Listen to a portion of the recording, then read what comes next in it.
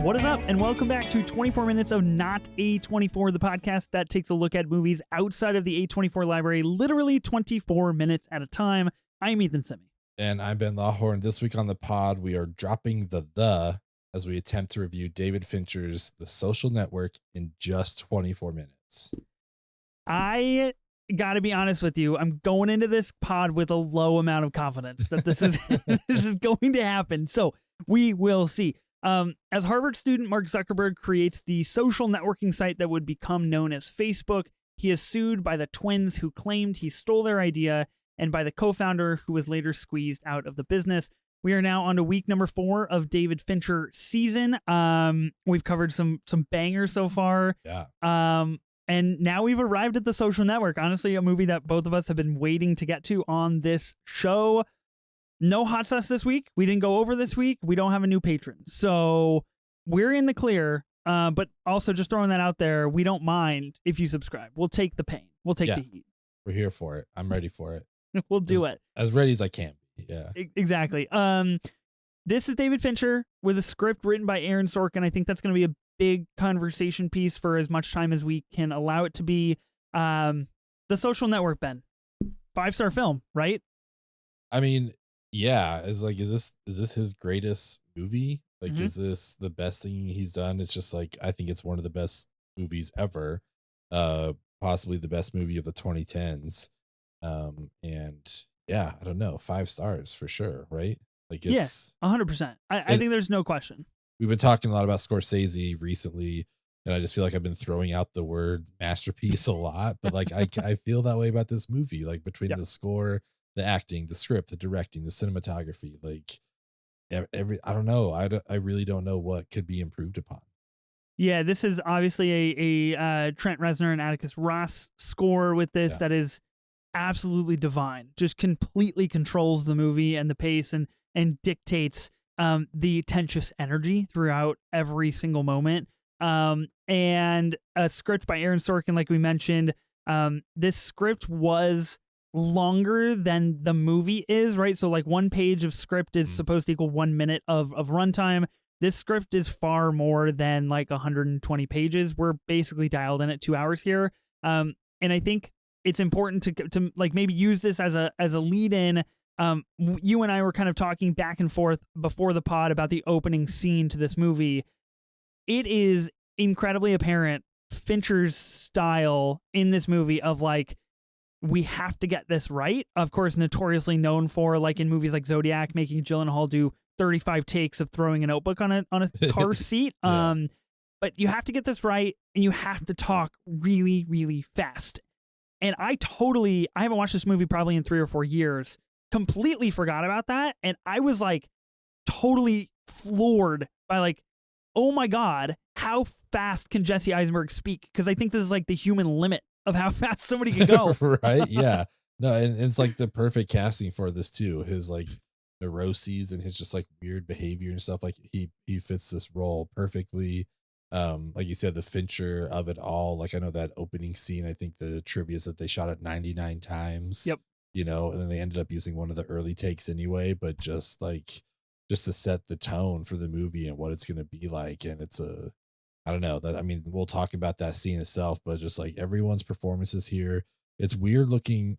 At the time, Facebook was like the social platform, right? When it came out, you know, so it was like kind of I don't know, it was a very important movie because we were all using it, and now it's just used by our parents, you know, and just like occasionally to update people on stuff, but it's like, it's not, I mainly still have my Facebook so that like, you know, when you go to an app, it's like, do I use Facebook to log in? It's like, sure, great, let's do that. Let's like, use it. I don't know the last time I posted something on there, you know, it's just like, it helps me log into stuff. So that was interesting to kind of see the separation of like the importance of the website when it came out versus now, but it doesn't diminish, I think, the impact of the movie at all. It does feel like, obviously with the, you know, the Facebook tilt and now being in 2023, almost 2024, and the point that we've reached as a society is like Mark Zuckerberg challenging Elon Musk to a fight in a cage match. It like quite literally is happening on social media platforms. This movie feels like a really interesting time capsule, a moment in a movie frozen in time at, like you mentioned, the peak of like what Facebook was and what it was going to become. Yeah. And it has vastly changed in the 13 years since this film was released. But I think it is really the perfect encapsulation, and it was made at the exact right moment in time. I think like a story like that was fascinating in 2010, and is still fascinating now because it does transport you back to like, oh yeah, that's what Zuckerberg used to be like. He used to be like a genius, and he used to be like, yeah, I made Facebook, and like, what other cool shit can we do? And now he, and now he went like the Musk way of things, and that has just happened to all the billionaires on the planet. But I love that about the movie, and I think if you go into the movie knowing that, like, it has this really special sense to it of that moment kind of frozen in time. We're getting closer to our Fincher rankings. We have Gone Girl after this, and then The Killer, and then we'll be kind of done, wrapped up with Fincher season. Of course, we didn't cover certain movies. We didn't do Panic Room. We didn't do Alien 3. Of course, we didn't do Mank. But I'm curious, where does Social Network lie? I know you mentioned like maybe it's the best Fincher movie. Is this like the number one spot for you? Or are you willing to share that information? I feel like it has to be. Like, I love The Game. I express my real love for Fight Club on that episode as well. Like, we've covered a lot of the movies that I really enjoy. Seven is one of the first like sleepover movies I remember that kind of freaked me out. Oh, okay. My friends like, let's watch Seven, and it's like there's some stuff that still is like seared into my head that freaked me out when I was a kid. I'm like, oh my god, what's in the box? I cannot be watching this, But it's hard, like, not to piece everything together and just like objectively and subjectively, this is like the best one. Yeah, I wholeheartedly agree with you. This is my number one.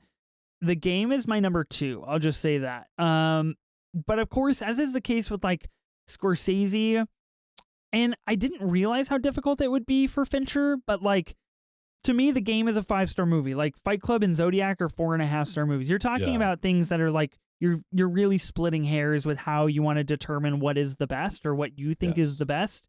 But I think without a doubt, knowing the combination of David Fincher with Aaron Sorkin, that is like a match made in the heavens is what it feels like. These two guys were supposed to, like, it feels like Step Brothers. Like, we're supposed to get together. We were supposed to make prestige worldwide. This is what was supposed to happen. So this is what it feels like for Fincher and Sorkin. I got to give a shout out to Sorkin having a cameo in this movie. Just really elite stuff. As I rewatch this movie, Sorkin has a cameo, and there's a few other people. Dakota Johnson has a cameo in this movie. Like, there's a few other people that show up just for a couple of minutes, where if you know them and spot them, you're like, oh, that was kind of sick from like Daddy Fincher to just put them in the movie. Do you want to do True Cinemas? Because our candlelight's burning here. I got to be honest. It's burning down for sure. I do want to do. I just want to say, like, this movie was it was awesome to revisit as someone who had to use their .edu email to sign up for Facebook back in the day. It was like crazy to like look back on that time frame. That's just like, fucking awesome though, dude, because you're part of the club. It had to be a college student to get Facebook. Like, that's crazy. And then the whole like Justin Timberlake and Sean, like that whole Napster side of it too. Just all that stuff was just like flooding back. Like, oh my God, I remember this time. This is crazy. But it's all just told so well, obviously. But yeah, let's get into some of our favorite moments. Okay, True Cinema number one for me. I know we kind of mentioned it, but it is the opening date, the speed talking, the pace, the tone, understanding and trying to wrap your mind around all of the data that's being fed to you so quickly by Eisenberg. Not only Eisenberg as Zuckerberg, but like Rooney Mara as his girlfriend and their relationship, and trying to plant your foot in like, okay, where are we? What are these two people to each other? What is Zuckerberg's thing with the final clubs, and like how does all of this fit together? And the scene lasts for like 7 or 8 minutes, so you have time to kind of like get your bearings. But it's unreal that that's the first scene that we see. Like, we get a true, through the looking glass of who Zuckerberg is in his personal life and why he cares so much about the things that he does and like getting to the next stage and really circles like full circle back to like Zuckerberg just like is not liked by a lot of people, and like Yeah. he just hated that and kind of made the antithesis of that in his mind to get away from that. And that opening scene is electric.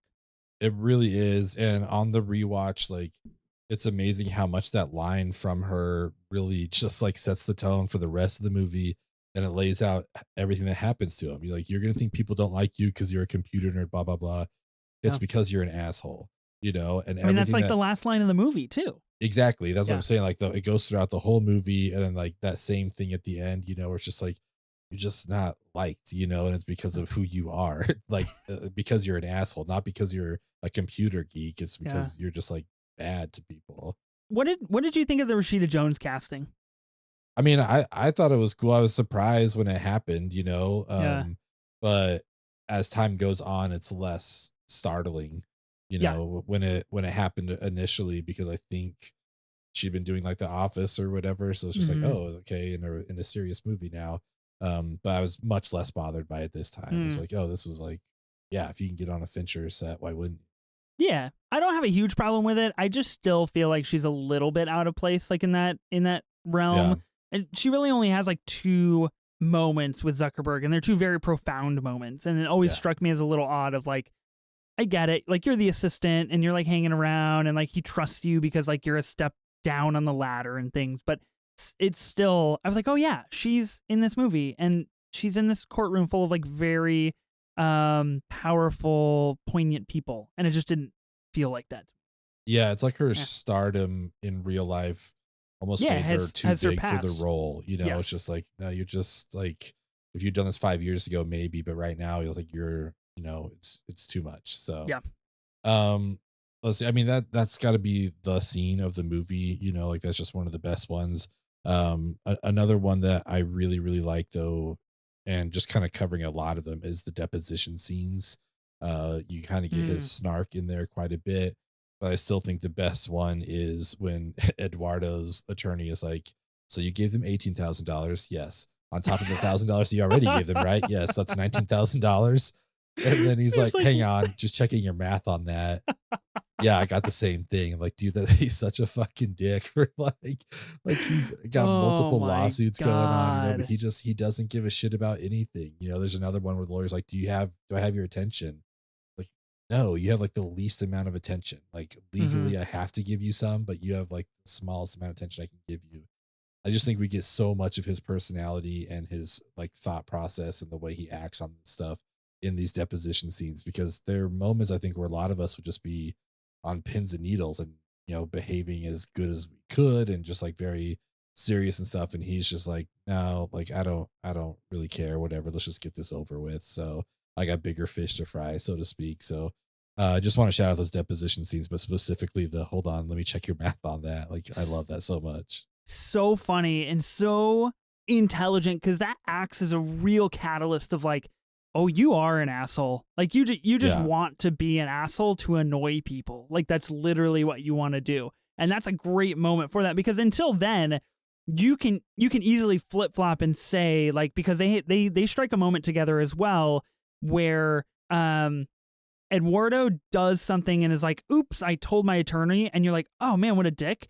And then Zuckerberg has the similar reaction back that's like, oops, and you're like, oh dude, he was just trying to be his friend. Like, oops, like I stuck to being your friend. And so you can really identify and be like, oh man, Zuck's getting screwed. Yeah. And then you get this really big flip. Okay, number 2 for me is Justin Timberlake. Is Justin Yeah. Timberlake showing up, I think easily his best role in any movie, and really baller from Fincher to be like, I'm going to take Timberlake, a massive star, massive pop star that is like trying acting, and put him in and make him really good in something. Yeah. The fact that he shows up having slept with Dakota Johnson the night before, incredibly hot. That's just like big baller move from him. Incredible. That moment, he just rips off like what her major is and knows everything about her. And then she goes to take a shower and he's like, can I use your computer? What is this thing you have up? It's Facebook is elite. Like total ridiculous stuff. where he's like, "Oh, I gotta meet the Zuckerberg guy," and you're just like, "Oh, wow, okay, we're in it now. We're going places. We got some big fish in here, and Justin Timberlake, he can make it happen. It feels good." Yeah.